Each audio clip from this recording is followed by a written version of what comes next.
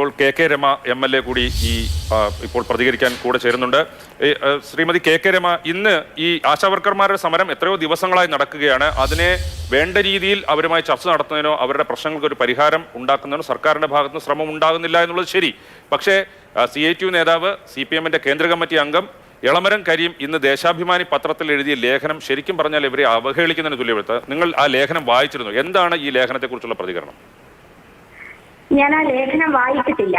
നിങ്ങളുടെ ഈ ന്യൂസിൽ നിന്നാണ് ഞാനിപ്പോൾ അറിയുന്നത്.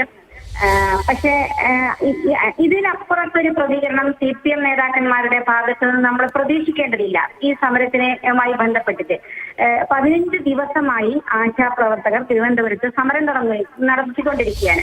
പക്ഷേ ആ സമരത്തിന് കേരളത്തിലെ ഒരു ഏറ്റവും വലിയ ഐതിഹാസികമായ ഒരു സമരമാണത്. മുഴുവൻ ആശാവർക്കർമാരും അവിടെ വന്നിരുന്ന് സമരം ചെയ്യുന്നത് അവരെ ഒന്ന് വിളിച്ച് സംസാരിക്കാനും ആ സമരത്തിന് അനുകൂലമായി ഏതെങ്കിലും തരത്തിൽ നീങ്ങാനും ഇതുവരെ തയ്യാറാകാത്ത ഒരു ഗവൺമെന്റും ഒരു പാർട്ടിയും. അപ്പൊ അവരുടെ ഭാഗത്തുനിന്ന് മറ്റൊന്നും നാം പ്രതീക്ഷിക്കേണ്ടതില്ല. ഇനി ഈ തരത്തിലേക്ക് ഇനി അത് വരാൻ പോകുന്നത് അടുത്ത ഘട്ടം എന്ന നിലയ്ക്ക് ഇവർ അരാജകവാദികളായിരിക്കും, ഇവർ തീവ്രവാദികളായിരിക്കും. ഈ സമരത്തിന് പിന്നിൽ ഈ സമരത്തിന് വർഗീയ ശക്തികളുടെ പിന്തുണയുണ്ട്. ഇങ്ങനെ പറഞ്ഞ് പലതരം ആരോപണങ്ങളും വരും ദിവസം വരാനും അതിനനുസരിച്ചുള്ള ശക്തമായ രൂപത്തിലേക്ക് അവർ പോകും എന്നുള്ളത് നമുക്ക് കാണാതിരുന്നുകൂടാ. അതായിരിക്കും ഉണ്ടാവാൻ പോകുന്നത്. ഒരുപാട് സമരങ്ങളുടെ അനുഭവം നമുക്കുണ്ട്.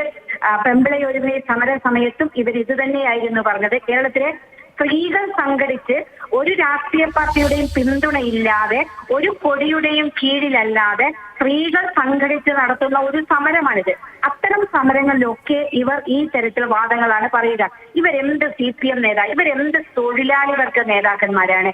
ഇവർ കോർപ്പറേറ്റ് മുതലാളിമാരായിട്ടാണ് ഈ സമരത്തെ കാണുന്നതും ആ മുതലാളിമാരാണ് ഇന്ന് നാട് ഭരിക്കുന്നത്. അതുകൊണ്ടാണ് അവരുടെ വായിൽ നിന്ന് അത്തരത്തിലുള്ള പ്രതികരണം ഉണ്ടാകുന്നത്. ഒരു സമരത്തെ ഇവരിങ്ങനെയാണ് ഈ സമരത്തെ നേരിടാൻ പോകുന്നതെങ്കിൽ കേരളം മുഴുവൻ സ്ത്രീ സമൂഹവും അതിനകത്ത് പിന്തുണ വന്ന് അവരോടൊപ്പം ചേരുന്ന കാഴ്ച ഉണ്ടാകും. ഞാൻ ആ സമരത്തിന് 3ാമത്തെ ദിവസം തന്നെ പോയി അവരോടൊപ്പം ഇരിക്കുകയും ആ സമരത്തിന് ഐക്യദാർഢ്യം വഹിച്ചുകൊണ്ട് അവരോടൊപ്പം ഇരിക്കുകയും ചെയ്ത ഒരാളാണ്. ഇനി നാളെ ഞങ്ങളുടെ ഈ പ്രദേശങ്ങളിലൊക്കെ ഞങ്ങൾ ആശാവർക്കർമാർ സമരം നടത്താൻ വേണ്ടി തീരുമാനിച്ചിരിക്കുകയാണ്. ട്രിവാൻഡ്രത്ത് പോകാൻ കഴിയാത്ത മുഴുവൻ ആളുകളെയും സംഘടിപ്പിച്ചുകൊണ്ട് ഞങ്ങൾ ജില്ലാ കേന്ദ്രങ്ങളിലും മറ്റ് സ്ഥലങ്ങളിലും ഈ തരത്തിലേക്ക് സമരവുമായിട്ട് അതിനോട് ഐക്യപ്പെട്ട് പോകാൻ വേണ്ടിയാണ് തീരുമാനിച്ചിരിക്കുന്നത്. അതിന് ഏത് തരത്തിൽ ഇവർ നേരിട്ടാലും അവർക്ക് സ്ത്രീകളുടെ സമരത്തിന് മുന്നിൽ മുട്ടുമടക്കേണ്ടി വരും ഈ സർക്കാർ എന്ന കാര്യത്തിൽ ഒരു സംശയവുമില്ല. നോക്കൂ, നിങ്ങൾ എന്തൊക്കെ വാദങ്ങളാണ്. 13,200 രൂപ കേരളത്തിൽ മാത്രം കൊടുക്കുന്നു എന്നാണ് അവർ പറയുന്നത്. എവിടെയാണ് 13,200 രൂപ കൊടുക്കുന്നത്? 7,000 രൂപയും 2,000 രൂപ ഇൻസെന്റീവുമായിട്ട് കൊടുക്കുന്നു. ആ 7,000 രൂപ തന്നെ നിങ്ങൾ ആശാവർക്കർമാരോട് സംസാരിച്ചാൽ അറിയാം.